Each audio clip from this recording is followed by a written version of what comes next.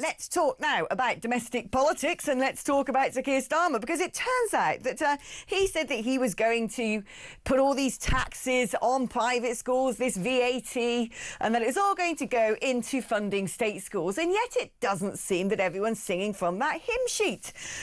Just the other day, there's been a suggestion that actually, oh no, this is going to be used in Labour's big housing project. Oh, all this extra money that we're going to be filling our coffers with, we're going to use that to build new houses. Well, Laura Trott, who's the Shadow Education Secretary, has smashed the Labour Party by saying, hang about, you're supposed to be using all this money to furnish state schools. Now you're saying it's going into housing, and we all know where the housing goes, don't we? That's right, it goes to those people who've just rocked up yesterday, not the native Brits. Let's speak now to Henry Hill, Deputy Editor of Conservative Home. I mean, this has really been a bit of a disaster because more private school pupils have had to leave the private school education system than anticipated. A number of private schools have had to shut down. And in the manifesto, with this tax, it promised to Labour promised to hire 6,500 new state school teachers. With the new amount of students who are now having to go to state schools because their parents can't put them in private education anymore, it's not going to make a jot of difference, is it? No, and I mean also the government's having a problem recruiting the teachers. It's really having to it's just announced that it's going to exclude primary school teachers from the target, despite the fact that there is a massive shortage.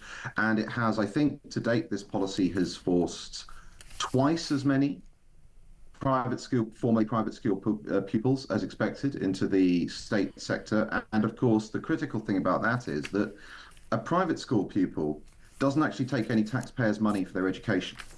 Whereas every state school pupil, I think the average national spend per pupil is about £7,000, which means that either when these people move in, the government needs to find more taxpayers' money to keep that level the same, or means less money for everyone else. This is one of those policies which was always a bit small and a bit spiteful and a bit Labour picking on an easy target. During the general election, they were cowardly. They refused to say that they were going to raise taxes. So they said they wouldn't raise any of the big revenue taxes, and they alighted on this and the non-DOMS one as the taxes they thought that people would like them doing. The non-DOMS one has cost this country a lot of money as highly mobile, high net worth individuals leave, and this one is on track to do broadly the same thing. Well, it's purely ideologically driven, but when put in the context of how much money it actually raises for the Treasury, it seems to be net zero. On the subject of net zero, Kemi Badenoch has come out swinging against the windfall tax on oil companies, saying that it had its time, it had its place.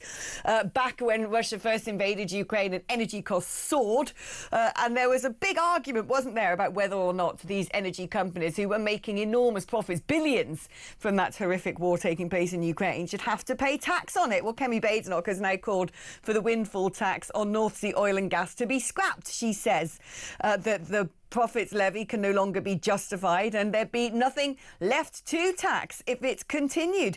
I mean, this is Kemi Badenoch beginning to sort of wade into Reform UK's territory, isn't it? Wanting North Sea oil and gas to be restored and saying that at the moment it doesn't make sense for us to be importing oil and gas from other countries when there's 1.5 billion barrels of oil under our seabed. Yeah, the windfall tax was a very strange decision because essentially, one, it was trying to blame the companies for what is essentially British government failure. You know, there are lots of other countries in Europe which were negatively affected by the war in Ukraine. Britain still has, by some margin, the most expensive energy in Europe, and that's down to policy failures by governments. The other problem, of course, is that investing in developing a North Sea oil plant, field, is very expensive. It is a very high cost, time consuming investment. And at the time, we justified the previous taxes, lots of the previous already quite high taxation that we had on North Sea oil and gas, with the idea that, oh, but look how much money you might be able to make from it. And then, of course, when they started making that money, the politicians in power at the time, who hadn't benefited from any of the previous taxes, decided to whack a windfall tax on it. The fact is, in an unstable, uncertain 21st century, which is definitely the 21st century we've got, it is absolutely absurd for a nation like us, which could still be a substantial global energy exporter and domestic consumer, to be rendering ourselves more dependent on long-distance supply lines on countries in the Middle East, and on some uncertain and expensive renewable technologies. And I'm in favor of developing those technologies when we still have huge natural reserves which we could be exploiting, both to bring down energy costs, to bring in tax revenue, and indeed simply to stabilise our own position internationally. Is there not a bit of a problem with Kemi Badenoch's approach at the moment, that she just seems to be reverberation on the line? We had just last week Nigel Farage up in Scotland talking about this subject, among many others, saying that efforts to achieve net zero were complete and utter madness. And then, hey-ho, just a week later in her keynote speech to the Scottish Tory conference in Edinburgh, she's basically echoing similar sentiments. It was the same thing when there was a row that emerged after Reform UK's newly elected MP Sarah Poachin questioned Sir Keir Starmer in PMQs about whether he would look into banning the burqa, and then hey-ho, there's Kemi Badenoch writing an article about it in the Telegraph. Is she just sitting there waiting to see what Reform does and then a week later copies them? Well, in Kemi's defence on this one, her position on net zero has been her position for some time. And if there's one place you're going to be talking specifically about North Sea oil, it is the Scottish Conservative Conference, which is where she was making those remarks. But it's a fair charge. And I think the challenge, for one of the challenges for Kemi, is simply that because she was elected quite explicitly with no particular policy programme, and the Conservative Party under her leadership is deliberately taking quite a long time to develop a policy program. That means, because you can't simply have zero policies for 2 years, because what on earth are you going to talk about, that you end up having to respond to the news cycle. So, she was saying, oh, well, we're going to take our time, we're not going to come up with any policies. And then when she needed something to say on the second reading of the Border Security Bill, all of a sudden the Conservatives have a brand new policy on doubling the length of time of indefinite leave to remain. Without waiting for the review. And I think this is the same thing. It's not necessarily that she is literally just waiting to see what Nigel Farage says about anything. I fully believe that she would have come to this particular position on her own. But it's that she needed something to say at the Scottish Conservative Conference, or she needed something to say when it was in the newspapers, because the Conservatives need to get media attention. And so it does end up looking, because it often is, very reactive. You're not getting the impression of somebody with a fully worked out agenda who's trying to sell you on it. You've got the impression of somebody who's just seeing what everyone's talking about and then trying to make it look like they're talking about it as well. I love the fact that just in that last bit where you were talking there, we had cows up on screen. I do love cows. There's a little baby one as well. One assumes they're representing the methane being farted into the atmosphere by bovines. Right, let's talk now about a lot of other guff, which is Rachel Reeves yesterday admitting she's got no clue where Channel Migrants are going to go instead of hotels. She's vowed that she will scrap the costly use of hotels within 4 years as part of her spending review. We've heard that all before. But she's not really able to say what would replace them, and instead said, oh, well, that's up to the Home Secretary. She said, I'm not going to be providing the accommodation. That's for the Home Office to do. Well, if you're going to get rid of hotels, you better have some idea of what you're going to replace them with. My concern here is we know what is going to replace the hotels, which is private rental accommodation in a housing market that's already stretched. We've heard we need to build millions more houses to accommodate the native-born population, yet alone all the people coming to live in this country legally or illegally every single year.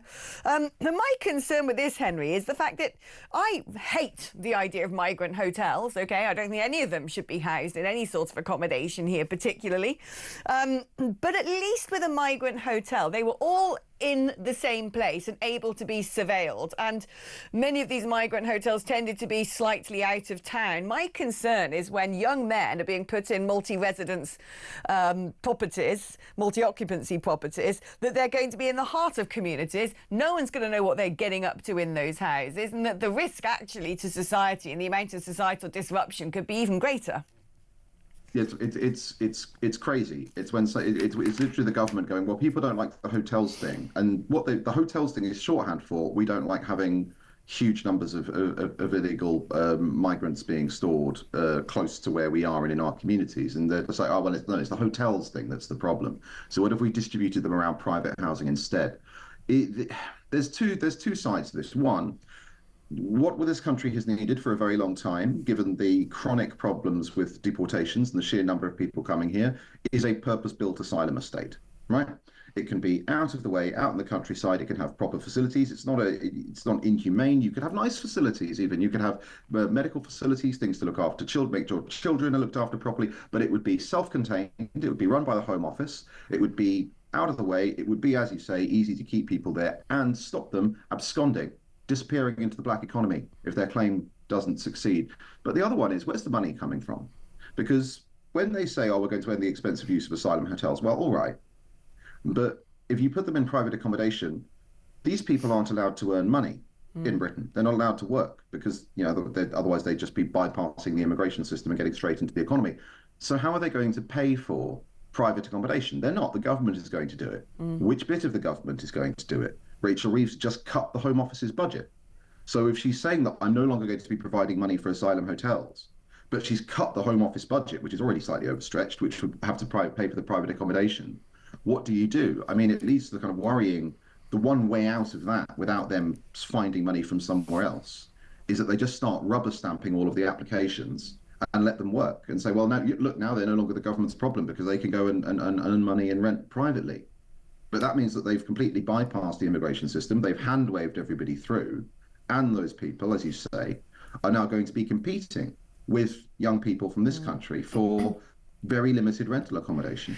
Yeah, I mean, not just that. I just hate to think of what it'd be like for a young woman living by herself or a young mum who all of a sudden down their street, the 5 young men from very different countries, all living together in a house without a job. What on earth do you think they're going to get up to? I would fancy they're probably not going to enrol on an open university course and use their time wisely to improve their further education, which begs the question quite what many of these young men will find themselves getting up to within our neighbourhoods.